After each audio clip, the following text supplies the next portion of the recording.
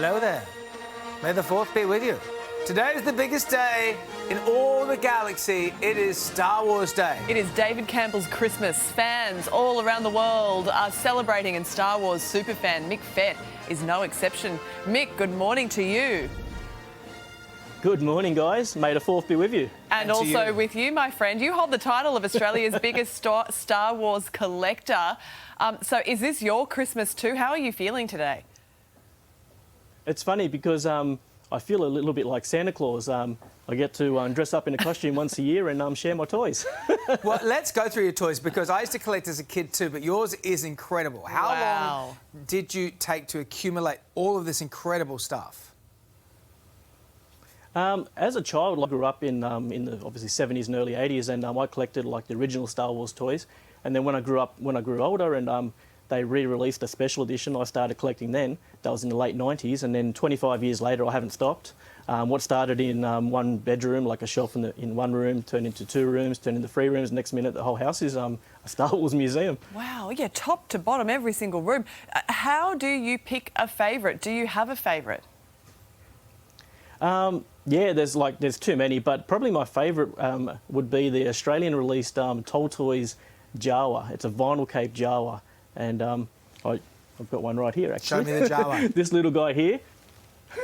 Oh, yes. So this little guy here, we were lucky in Australia to get these, and they weren't much at the time, but today they can fetch between $3,000, $4,000 for a little figure like that. Yeah. Can I ask... and even more if you got on the card. Yeah. Can I ask, and this is not just for me, this is for people out there, are you single?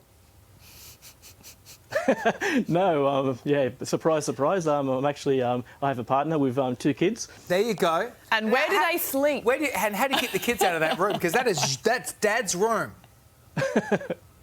Yeah, Princess Leia and Captain Rex. Yeah, they love the Star Wars Museum as much as Daddy. Please tell me her name really is Leia, because that's unbelievable. Because I had twins, and I pushed hard for Luke and Leia, but I had to settle for Billy and Betty. Well, I pushed hard as well. I got Princess Leia, but my son, Captain Rex. I salute you, Captain Rex. Clone Wars commanders. Yeah, Clone Wars, absolutely. Love it.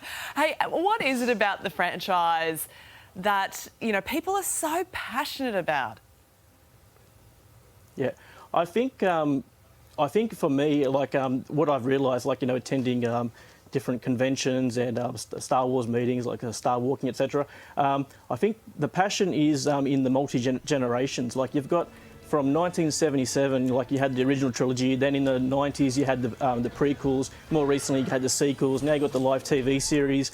You've got the animated cartoons in between as well. So every generation has a Star Wars story to sort of follow and look up to, and I think that's what's kept Star Wars alive today. Well, it's a big day in our household, but not as big as it is in yours, Mick. You take the cake. Thank you so much, mate. I really need to come over and see that collection one day. We have to make that happen. Oh, I'm pretty sure you're not allowed in there. Definitely. Things will go missing, Mick.